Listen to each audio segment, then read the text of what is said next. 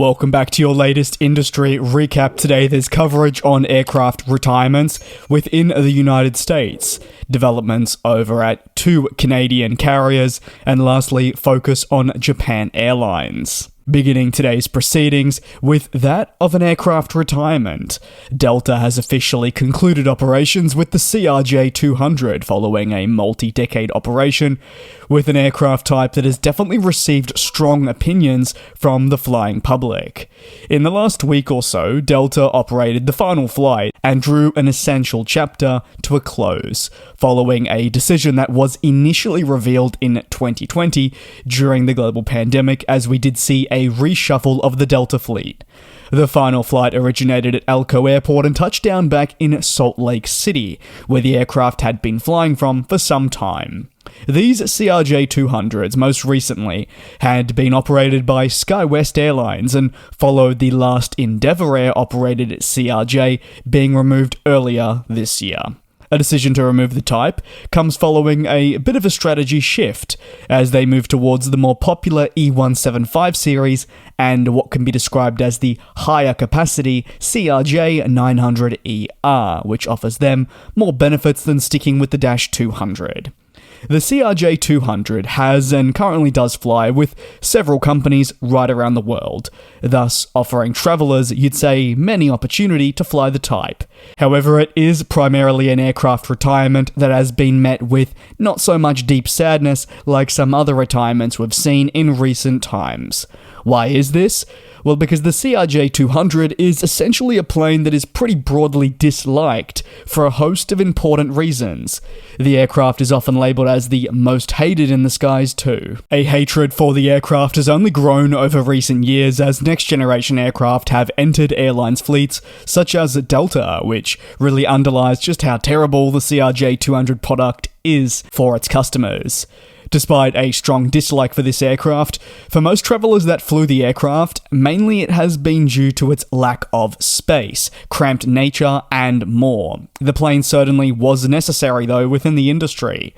Described as a bit of a pocket rocket thanks to its small size, it was served on several key routes that connected communities with small population. In the case of Delta, amongst other historic operators, without these CRJs or even a handful of, say, propeller planes, these small communities, you'd argue, may be without an air connection. So despite, yes, the uncomfortable ride and lack of space, amongst other reasons why the aircraft retirement is a welcomed one for most, it has had a place within the industry, and that's something that certainly cannot be argued. Staying in North America, and this time with airline expansion, taking a look at Lynx Air, or more commonly and more simply referred to as Lynx, while they're expanding their network with a new service to Ottawa. Commencing on May the 17th, Lynx says it will operate flights between Ottawa and 2 Canadian locations of Calgary and Vancouver. This is achieved thanks to through flights. Lynx described these as seamless and says they involve a brief stop in Calgary. However, if you are heading onwards and you have checked bags, well, those will continue and you'll have the ability to stay on the plane. This is a through flight, as it is called, is something that is relatively common within the country. However, it is more than present, especially when connecting more so regional townships, especially from experience in Quebec, with some flights featuring as many as 3 to 4 stops before reaching their endpoint and then heading back. Think of it as a bit of a shuttle bus, but in the air. Lynx Air currently flies a pretty modest fleet of just 9 aircraft, all from the 737 family, and this includes the next generation 737-8.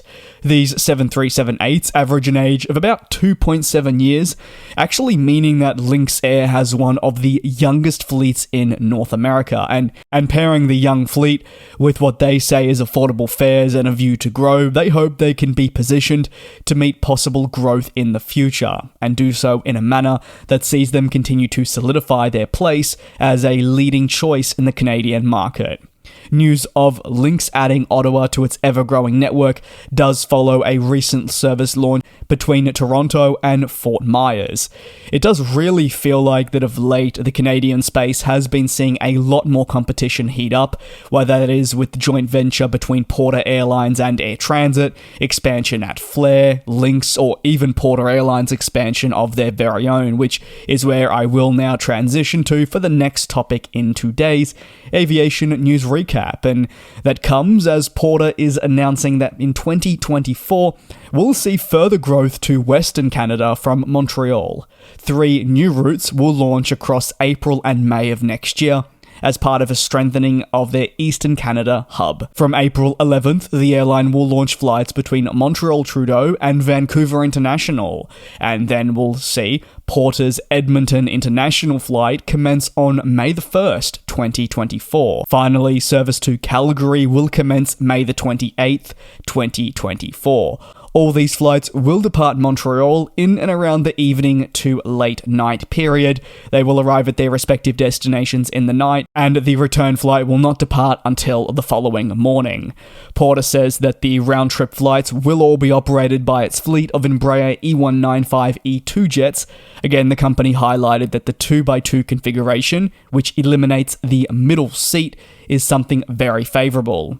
The airline has configured its E195-E2s to seat 132 passengers, really focusing on comfort. Porter Airlines goes on to note that alongside the route expansion from Montreal, its joint venture with Air Transit will offer substantial benefits, with the ability to make onwards connections. Thanks to this very joint venture, the 2 Canadian carriers will look to transform the current landscape with a more competitive service offering.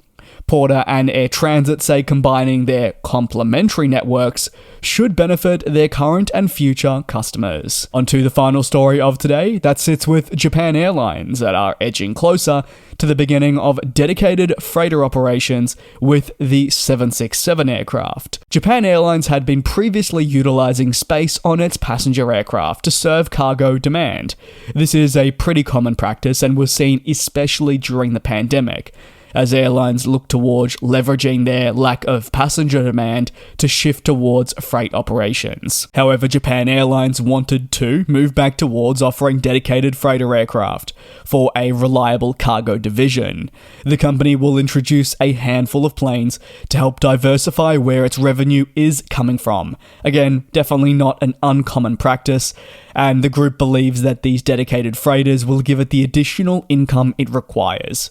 I apologize for just putting your routine Japan Airlines aircraft now, as naturally I don't have much imagery or really any footage at all of JAL's 767Fs, given they're not flying them yet. It is expected that Japan Airlines will begin these operations as early as February 2024, and in a very similar fashion to Air Canada, they will be taking a previously used passenger 767 and turning that into a converted freighter. That's going to conclude today's aviation news recap. If you have any thoughts, you're more than welcome to drop them down below in the comments. Please do take care, do also be safe, and I'll see you tomorrow, same place, same time, for more coverage on our industry.